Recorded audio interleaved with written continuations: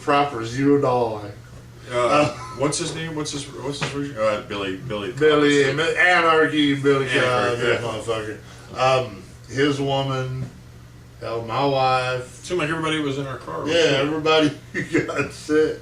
So that was weird. Did you guys go back up 51 and then over to 67 to get? Yeah.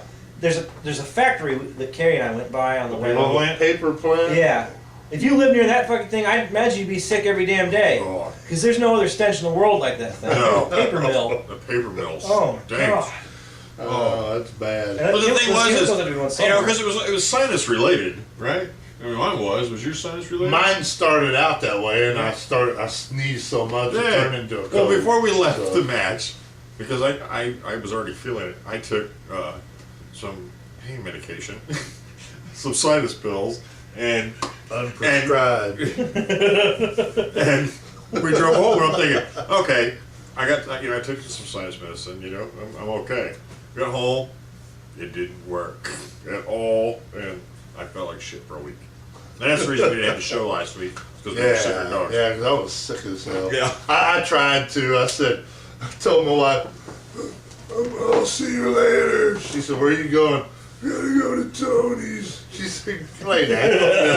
Lay down. He emailed me and said, I'm sick, man. I'm like, shit, me too, dude. Let's just take a week off. Sorry, but, we have to watch out for ourselves as well.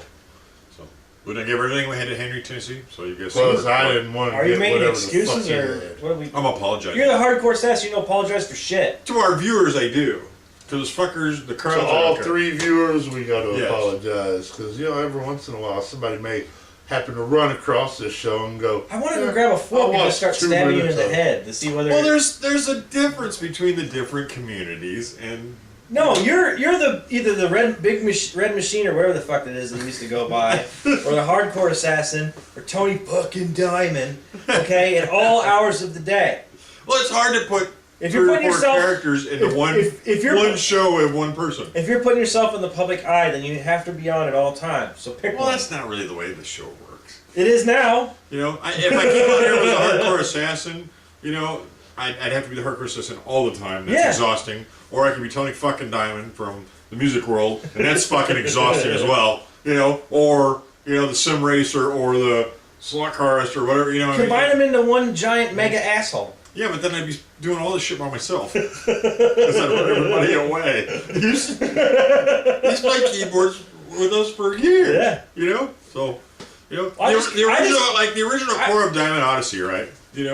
The creative factor is all sitting here on this couch. Well, actually, the original is just you two. But you're the third. You're the third that was able to step in here and sit. Father, son, and the holy keyboardist, and have be able to go the same vision with the same road we were going. I mean, we've had a lot of band members come and go through. Sure. But the three of us, 20 dudes. Yeah, and the three of us are still sitting here. I mean. Some of them we drove to the fucking insane asylum. Some of them we picked up there. Yeah. So, but it's like the music, I don't know. I just say... The people don't understand because they don't actually see that Tony Diamond.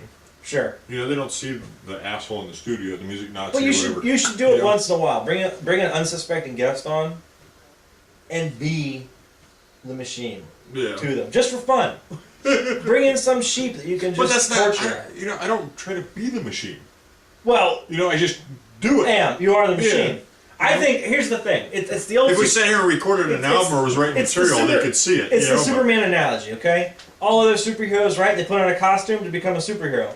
Superman has to dress up like a fucking normal person to be one of us. That's you. You are an asshole. Be an asshole. But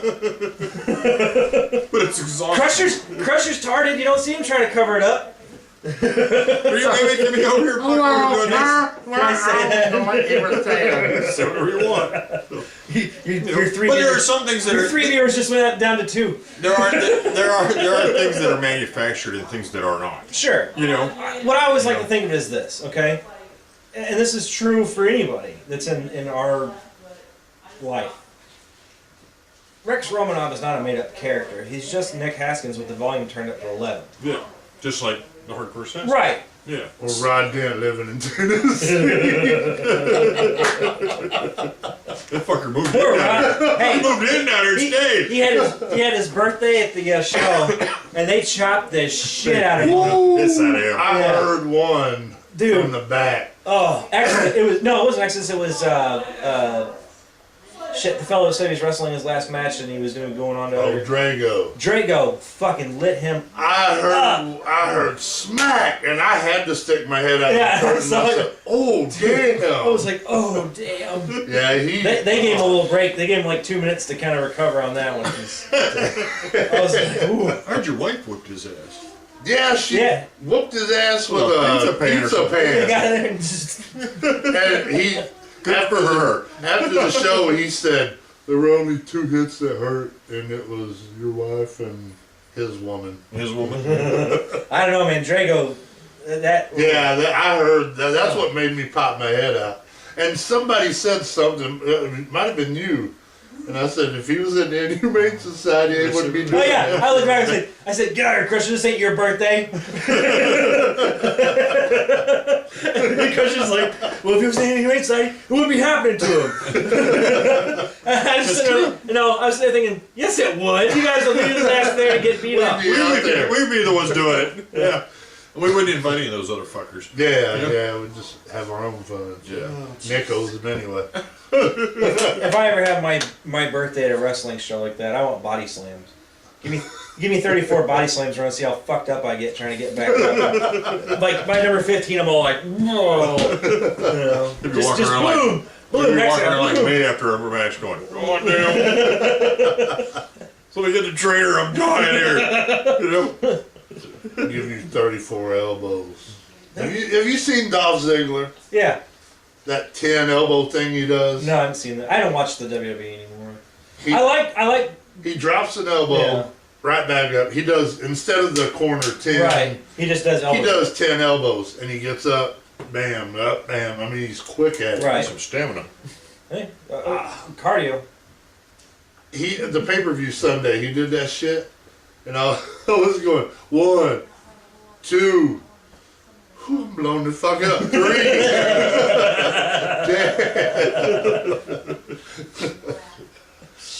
Yeah. So I want to see you get 34 elboves. I'd rather get body slams. Give him 34 elbows. Oh, I'm giving elbow like a son of a bitch. My vertical's still like 40 some odd inches, so I mean it's coming.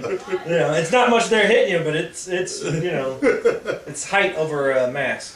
There is a match of ours Yeah. on YouTube. It's Rex Romanoff versus Tony Diamond, and that was an awesome match. That was my last match before I had back surgery. It was my last match before I got sent down to Fort Hood. Yes. I snuck out. I was on leave in the Air Force, and on leave I was like, "Hey, we need to wrestle this show." I'm like, "Okay." And there was all kinds of dramas backstage before the show happened. Oh Jesus! Al Snow was there, Al Snow was there, chasing me around with a dog turd. The UFC was fighting down the street, and we were there, and there was maybe 20 people. Maybe 20 people on the show. That was crazy. They were expecting like hundreds or even thousands, but. The UFC, we couldn't compete, and the owner wasn't smart enough to know that. And he didn't have enough advertising, and they should have papered the audience a little bit for their first company show because nobody knows anybody. Yeah. There's things that you have to do, but anyway. There had to be 30 wrestlers in the back. Yeah, there were a ton in the back. And half of them got pissed off and left or some shit. I don't know. Because the owner came in and said, "Look, we can't pay it. Yeah. There's not enough take on the door. We can't even pay for the damn building." Yeah. So Tony and I said, "Look, we're already here. Let's just have fun." Yeah, and it's the same thing we've always had. 5 or 500, we don't care. Right. They all get the same show. So the quality. But the Ring of Honor guys that were there. No, they didn't. They cut tail and I'm gone. Yeah, and we gave them every bit of the quality that we would have gave 1,000 person. Right, and the kids had fun. I mean, and they loved it. With a smaller audience, I got to go up to the kids and yell at them all and tell them I was going to find out where they lived and I was going to beat them up. And they're talking about throwing stuff at me and I'm making jokes and they're having a good time. Everyone's having a good time. So hey, it's a win. Yeah, and we had all. And Al Snow still wrestled in that. Yeah, show. Same message, same motto. 5 or 500, didn't care. He was there. Well, I'm pretty sure that he was guaranteed. I'm sure he got paid, But he's Al Snow, I mean, and he brought his own guy in from one of the trainer schools from the WF, I think. one of the feeder schools like Ohio Valley or Florida or somebody. Yeah. But he brought his own guy in and they ran the whole thing and everybody had a good time. Yeah. So I got my picture with Al Snow and he's got a rubber dog turd because a lot of people were bummed out. That was awesome. Yeah, a lot of guys were bummed out in the back because there wasn't going to be pay and there wasn't very many people and all sorts of shit. And then all the drama was going on. Yeah, And it just brought the mood down. People were leaving. Some of the people refused to wrestle and just left. Those Ring of Honor guys ran through somebody else's match and did some backflips and stuff off the turnbuckles in somebody else's match and then took off. Yeah. Which was incredibly rude. Yes. Incredibly very disrespectful. Yes. And but anyway, so everyone's kind of bummed out. So Al reaches into his duffel bag because we all carry around rubber dog turds in a duffel bag, you know. And he pulls it out and he's like running up to people and playing around and he starts like chasing after people. And he comes to them like, he's getting closer and closer, like, you know. And he's got wrapped up in a napkin so it looks real, and everyone's having, but it lightened up the room and everyone broke. And after that, everyone chuckled and everyone's had a good time. And, it changed the mood like that because he kept going. You know, he kept trying to smell it. He's like, and then you walk up and stick it in somebody's face. And it didn't matter if you know, because we all knew it was fake, but everybody did the same thing anyway. But the great thing was about it is Al's a WWE star, right? In his own way. Yeah. You know, I mean, he may not have ever topped a pay-per-view, but he'd made it. Yeah. More than I can say for me. He's made it to the show, and he took advantage of it. So he comes into that. He comes into that locker room, right? And there's a bunch of us nobodies. Yeah. Didn't treat us a damn bit of difference. He was right there in the same room with all the boys. Yeah. Just like one of us, hey, how's it going? Starts chasing us around with a dog turd, being funny. Never treated us different, never said an unkind word. I mean, from that moment on, I became like the biggest, Al Snow fan. It's Al Snow! You can't go wrong! Well, yeah. It set the bar. It was a lead by example moment, and and I think it inspired. It's funny because that's a lot of what we do is be inspired. This promoter couldn't pay him at all. He couldn't pay nobody. And my whole point with that show was quit trying to get these big fucking names. Yeah. Because they're not going to stay if something falls apart. Right. The guys I picked stayed, because they're indie guys that don't fucking matter. You don't get paid anyway. I'm used to getting... We're not in this for the money. At most on the indie circuit, the most I've ever made was $50, and typically it was $0 depending on the draw. Yeah.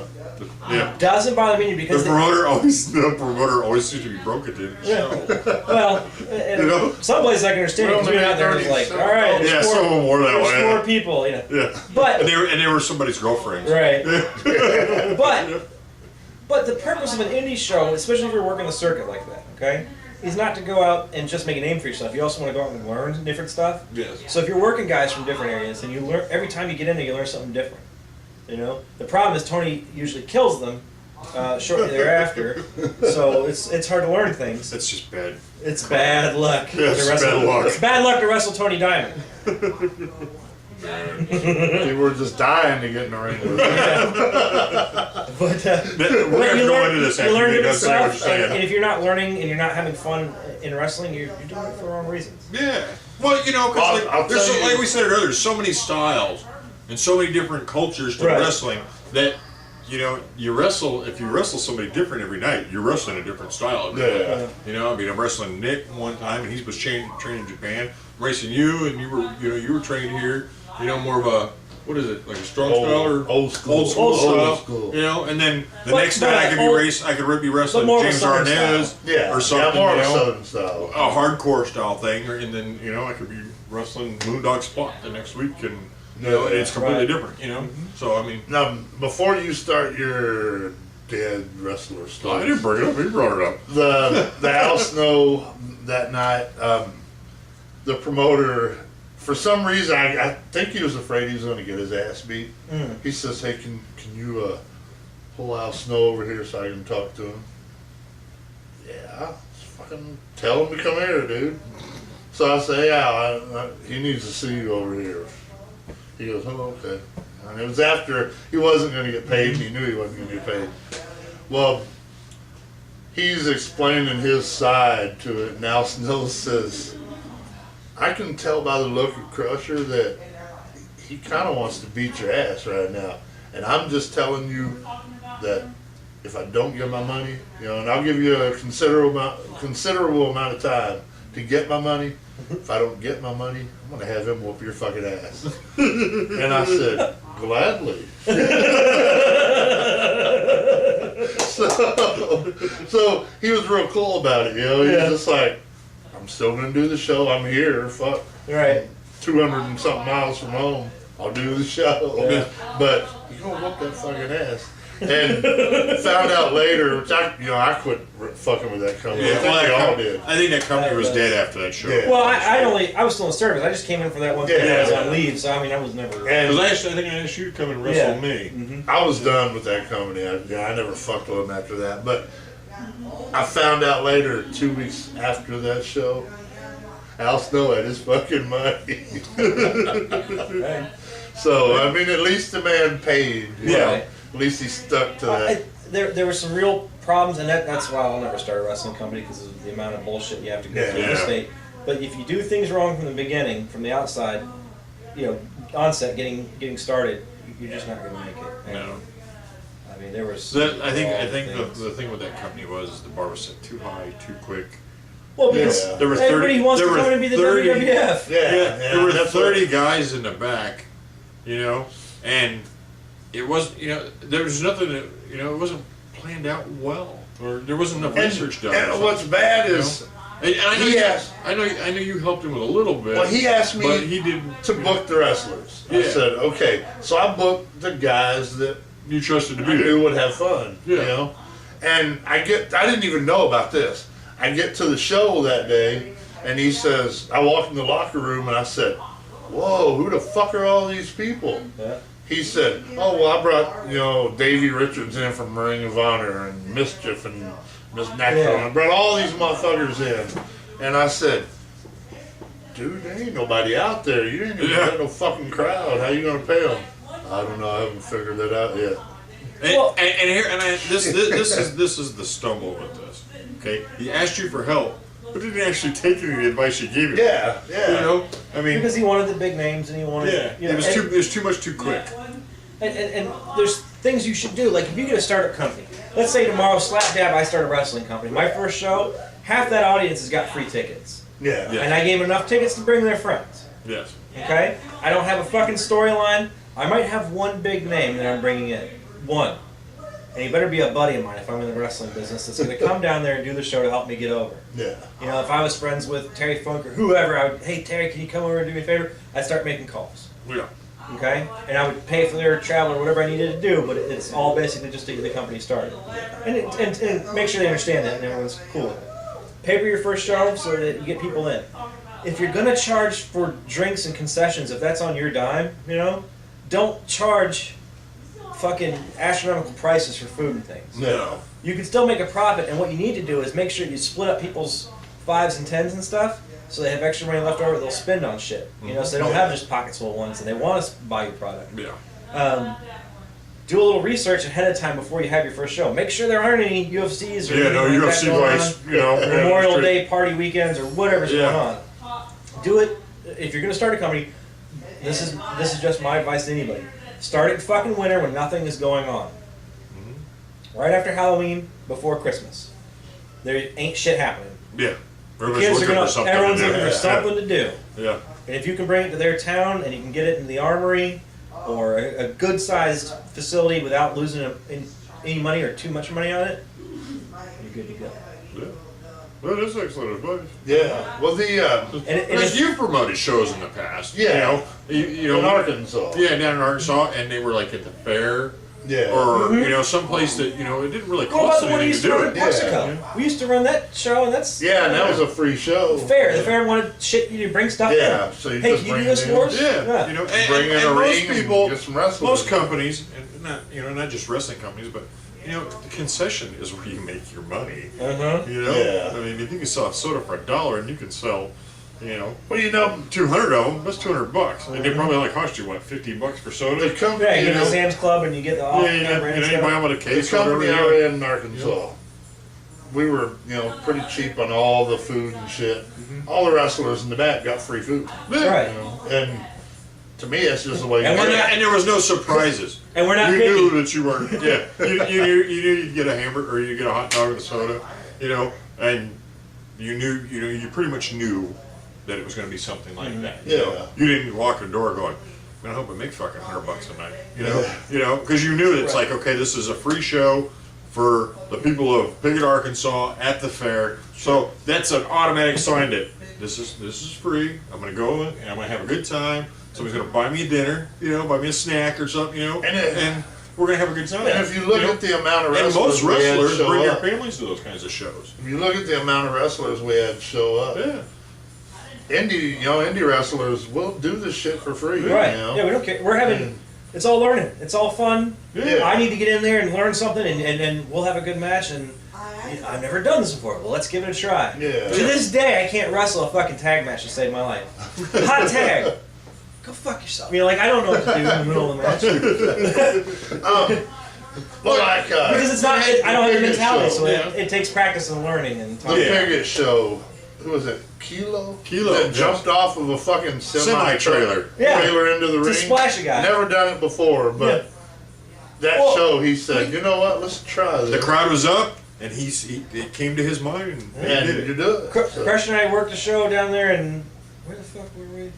Well, we had that Meg match, and I went over the top rope, and I missed the pavement, and the ring broke when you power on me, and all that. You just don't get to see that stuff unless you go to the show. Yeah.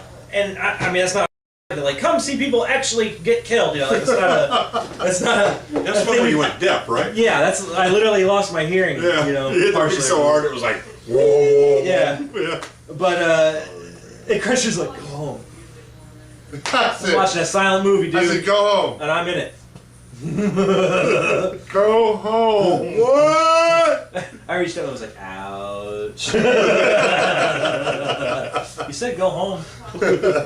Phone home? Phone home. No, go home. But yeah, and here's another thing too, the problem with a lot of indie promotions. Because they make the classic mistake. We're going to start out, we're going to be the most hardcore, most insane. Your product's not really that different from everybody else around you. No. Out of all of the indie companies you've ever been in, how many still exist? Very few. Very few. So what formula is it? There's a couple combinations of things you have to look for if you're going to have a successful business. One, do you have a product that anybody wants? Two, are you able to deliver that product on time and sustain it? That means nobody's showing up late, skipping shows. Do you have it where you can keep it together and people are interested in what's going on? Three, do you have an expanding market where you can get more people coming in? If it's a bad area for wrestling, guess what? Don't keep trying to hammer in and try to get people to show up.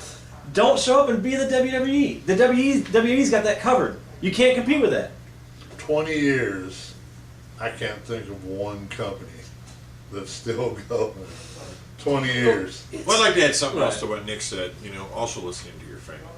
Because they're the ones buying the tickets, Right. If you go into a town and do hardcore and everybody's sitting in the car going, ew, that's gross. Which was the first flag show. Yeah, maybe you should turn it around and do a little something different. Right, make it more of a family. Yeah, you really got to watch your crowd and go, if ain't nobody popping or nobody's doing it, everybody's just kind of sitting there like this, then, okay, this didn't work, let's try this kind of thing, Which the first swag show, there was a hardcore match, and people in the crowd were going, oh. Yeah, I guess people left. It tipped over the line just a little bit. Yeah. And it was an awesome match. Don't get me wrong. Sure. It was an awesome match. Yeah, really it just went a little further than the crowd was willing to go, I guess. Yeah. But thankfully they listened and they to listened the crowd. So And the shows are getting bigger and better now. Yeah. Because since our thing with them, well now our next match, we don't even get to choose who we fight. The fans choose. Right. Yeah, they're voting online. And that's some voting bullshit. online. That's some fucking bullshit. You don't put a smoking gun in the hand of a Tennessean. Stupid. He's going back and forth between reality and what's going on here. But at the same time, the fans are like, these people are going to listen to us. Actually, I do believe Tennesseans are that dumb. They want a last man standing match, and the company's going to go, you want that? You can have that. No. And that's the best thing. Yeah. I guess the balance to that is if you can make people love, if you're lucky enough that people love what you do, okay? So if they like your style of wrestling or whatever it is you're doing in the ring, if you're that lucky, and you have the ability to communicate with the fans and find out what they want, which is really the smartest thing that WWE ever did with the whole sending messages and having the fans pick the matches and that sort of stuff. I don't know if it's true or not, but it seems like on the Cyber Tuesdays or Sundays, whenever they do that fans get to vote. Yeah. It's genius because then I'm an active participant. I got to choose what happens. But I set this match up. But I've often wondered about democracy in action. WWE. Do they really actually? Because they've got a storyline and they've got to have it go a certain way. And you can't go put. I really wonder if they do let you actually vote. Right? They could say your vote doesn't count. Or whatever. Yeah. They can come at the last minute and have a swerve where the new general manager that week squash the whole program and he's going to have whatever he wants. Now, and people will go with it because they're such a big monster. Well, who's going to compete with them? Yeah, who's going to tell them no? Yeah. TNA? You can tell them no, but you're still going to do it because they're going to do it. Now, and you'll follow. This thing for Tennessee where the fans vote. Why the fuck is every fan voting me and Brimstone in some kind of barbed wire or something? Every fucking comment is me and Brimstone with some barbed wire. Yeah. Well, what I want to know is how they got access to computers, and also, how do they know how to type? Well, they actually don't know how to type. If I could show you some of Dan Hemorrhoid shit. We just figured it should Yeah, have some bitches' bad. caps are always stuck on a keyboard. but see, he had a comment today about, I said something in one of his comments, and he said, I see the hooked on phonics. And he spelled hooked and phonics wrong. I see the hooked on phonics are working for you. It's a privilege for me to get that for you to teach you some things. And he spelled privilege wrong. Oh, shit. So I come back with, maybe you need to hooked on the hook isn't hooked, and I spelled the way you did. You should show up to the next match with two fake hooks, Larry Longsleeve shirt, 2 hooks, and like, it worked for me! And then hit him in the face. Hi, baby. You want to get on camera? Do you want to get on But camera? for some reason, Here's your cup, baby. these Tennesseans want to see me and Brimstone with some barbed wire. Yeah.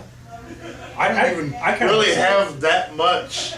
My whole thing hasn't even been with Brimstone. It's him and Brimstone. Yeah, go Alright, put is it it on. you two? And it's me and Dan. Me and Brimstone are the one that seem to have the problem, but now we don't have a problem because the fans say The fans say he has a problem. But you have to go with what they're saying. If Yeah. they see you as if they see you as sort of the enemy, then that's it. Yeah. And what I suggest is if they don't see you as the enemy, make them see you as the enemy. See, here's the thing. We don't really care who we fight. We wrestle. Really? I mean, it doesn't matter, I wrestle against him, I wrestle against him, I wrestle against Brimstone, I mean, you name it, I don't care who we wrestle. I took chops from both of you. Yeah, I mean, it doesn't matter who we wrestle, we're gonna wrestle and we're gonna put on a good show, and, I think we've always had the same thing, the same principle, we want the fans to get their money's worth out of our match, no matter who we're wrestling. The biggest thing for anybody on the indie circuit, this is the best piece of advice, have no ego. Have no ego. Humility is better. Yeah. You go to a different company, you're nobody. Yeah. They don't know you. Yeah. Maybe they saw some video clip of you on YouTube and they watched it for 10 minutes or 5 seconds or whatever. Yeah.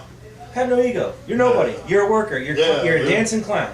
Yep. Put on the best show you can and move on. Hell, our videos of our matches have got like 10 views. No, Tony's and I's got more than that. We're in the hundreds. Yeah. Yeah, I noticed the shittiest match I've ever fucking done, people, and put on YouTube has 600 and something views. Don't watch that shit. Take it down. You guys will have to put the link to Tony and I's thing on this so they can click. Yeah, I'll put the link. Just see how much fun, how different it is. Because if you watch Tony work a big guy or work in swag, it's very different than when he has to work me because now he's. No, I'm the big guy. Well, right. And that's a good example because we have the match we had on our YouTube. Yeah. And you have the match you two had on your YouTube, so people can go check out the difference. And like the one with swag, I mean, to be honest, I was not up to par. There's a lot of ring rust. He got there was a lot, ass. and there's a difference because I'm in shape, but I'm not in ring shape. Yeah, and that makes a big difference. It's a big difference, yes. Because you're making 5-6 decisions a second, and when you're off just this much.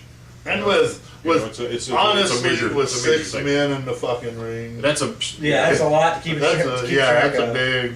yeah, because you got Well, really 6 guys 7 making 6 because we had the referee that me and him have had the thing. Yeah. You know? Sure. Yeah. So 7 people in the fucking ring, and you're trying to. You got the ring rust you have. I'll tell you what. The best thing that would be remember. for you, Tony. The best way to get rid of the ring rust. Okay. Get your sort of the timing back and your rhythm and your, I guess what you call ring confidence. Yeah. Being a ring general and sort of stuff. I think you should go into Swag and challenge Rod Dent. Because you guys have a history, and that'll give you a chance to face somebody that maybe, you know, you're not going to be off balance with. Yeah. And I think that's probably the best thing for you. I don't know. We're gonna work it out. Alright. I'm just saying it's an option. We're working through several plans to get me back into ring shape. So we're looking at the options because you do. I don't like being in the ring. I don't like being in the ring and not being absolutely 100% sure what I'm doing is right. Sure. You know, because when I'm wrestling with you, I know. You know, I'm wrestling him, I know. You know, so jumping into the ring with 3 new guys, I have got to know in my mind that everything is right and it's going to work. You know, Sure. Yeah. you know, I have to have the rhythm. I have to have the timing. Take less my mind chance has, out of it. yeah, my mind has to speed up. My mind isn't speeding up the way it should have. You know. It's probably to me being dropped in your head too much. Yes, and I did take a pretty good shot in the early match. And I wasn't really damn before that, but after that, ooh. It's a good stinger. Now, was it you or was it somebody else in the crowd that night? Kept calling you Knothead. It wasn't me. I didn't call him that. I call him String Bean. I went old school. You went old school. Now, look, maybe you should explain that for. Oh, hell no. Because if that shit sticks again, I'll move it. ICW. It'll be a good motivator for you. Shit, I said ICW. I almost said Inhumane.